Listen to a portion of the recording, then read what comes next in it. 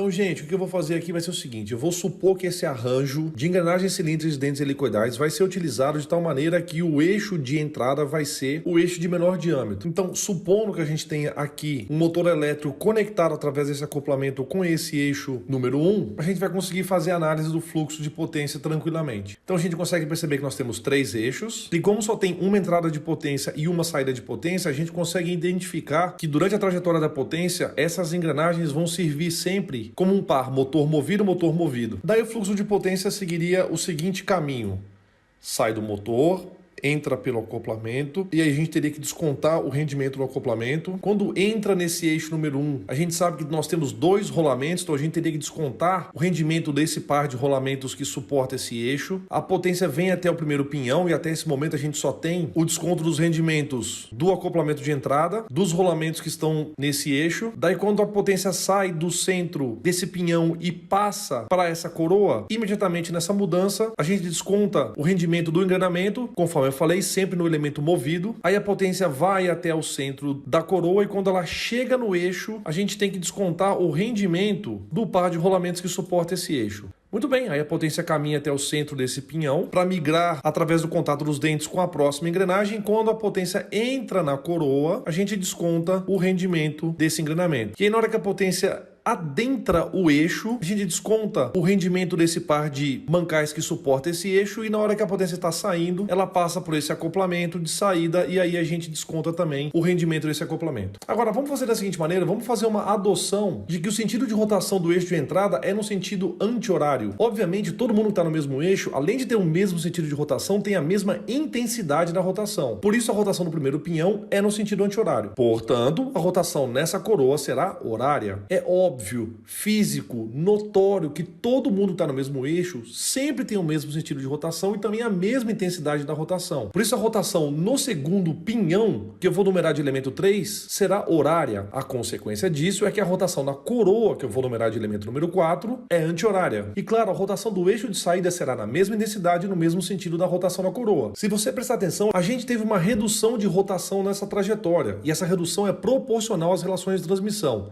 Entretanto, a gente teve uma multiplicação dos torques, e esse aumento, essa amplificação, é proporcional também às relações de transmissão. E como eu disse anteriormente, como o fluxo de potência tem só uma entrada e uma saída, a gente pode facilmente nomear os pares motor e movido. Isso é muito importante pra gente, turma, porque ao saber os sentidos de rotação e quem é motor, quem é movido, a gente consegue tranquilamente determinar os sentidos dos torques. Então, nas rodas motoras, o torque e a rotação são no sentido contrário, enquanto que nas rodas movidas, torque e rotação são no mesmíssimo sentido. Daí o que eu vou fazer na sequência é isolar os corpos para marcar as forças recebidas. Agora que a gente separou os corpos, eu vou marcar somente as forças recebidas em decorrência do contato de uma engrenagem com a outra. Agora que eu conheço os pares motor-movido e sei os sentidos de rotação, é muito fácil marcar o sentido dos torques seguindo a constatação que a gente fez anteriormente. Elementos motores têm torques contrários à rotação e elementos movidos têm torque no mesmo sentido da rotação. Eu marquei em vermelho os torques para fazer uma alusão à força normal no flanco dos dentes, que é a força que dá o sentido do torque. E claro, essa força normal ao flanco dos dentes também dá o sentido de todas as outras forças, porque as forças axial, tangencial e radial são puramente projeções da força normal ao flanco dos dentes nas direções ortogonais. E é por isso que eu fiz questão de abrir aquele modelo 3D para vocês, porque eu vou marcar todas as direções aqui e não vai ficar perfeitamente visível. E aí, se você tiver algum tipo de curiosidade, volta naquele modelo 3D, por favor, e faça a movimentação da câmera para que você tenha uma visualização que favoreça a sua constatação dos sentidos e direções das forças que virão a partir de agora. Então eu vou te mostrar as direções axiais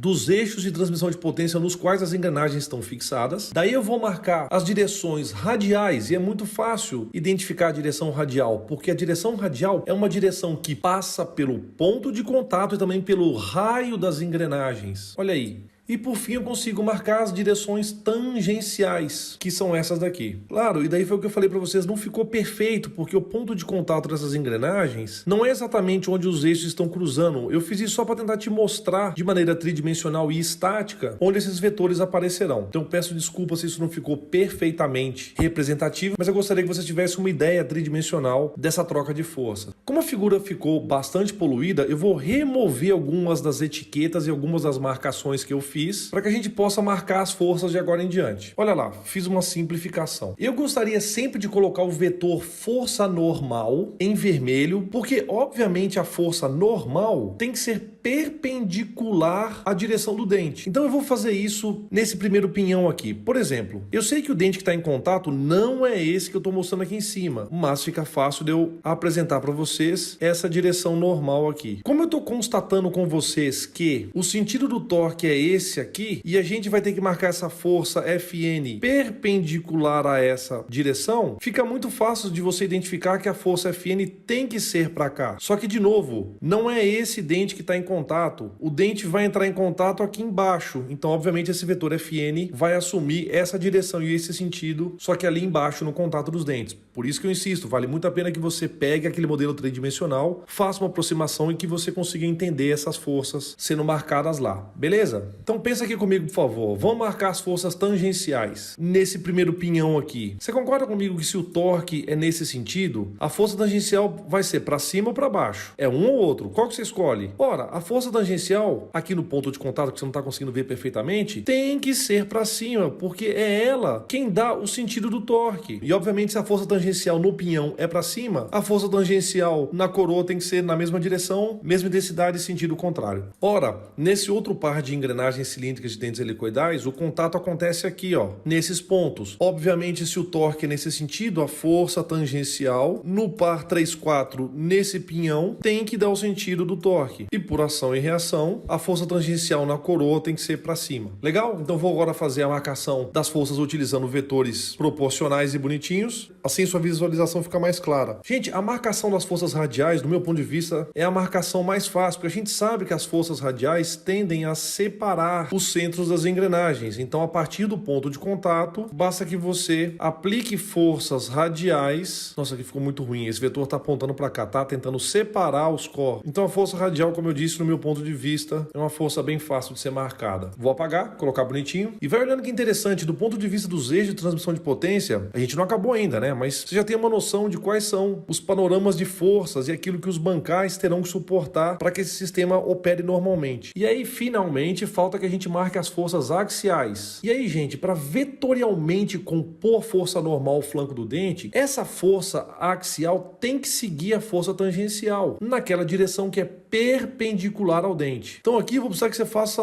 um exercício de visualização, identifique o dente que está em contato e você tem que imaginar que a força axial ela tem que dar a composição vetorial da força Fn. Lembre-se, a força Fn não é nesse dente aqui, porque esse dente aqui em cima não está em contato, ele está aqui. Só que eu não consigo enxergar exatamente o dente que está em contato aqui. Eu teria que usar o modelo 3D. Então vocês vão concordar comigo que a força axial tem que ser para a esquerda, porque ela tem que partir de uma direção que é perpendicular ao flanco do dente. Essa aqui é a direção do dente, essa aqui é a direção perpendicular ao flanco do dente. E como a força Fn está para cá, a força axial só pode ser para a esquerda aqui. Igualmente, tem que ser ação e reação, tem que ser para a direita nessa coroa. Daí você vai ter que fazer o mesmo tipo de análise, levando em conta a direção do dente. Note que não é esse dente que está em contato, o dente que está em contato é o dente que está aqui. E eu tenho essa direção perpendicular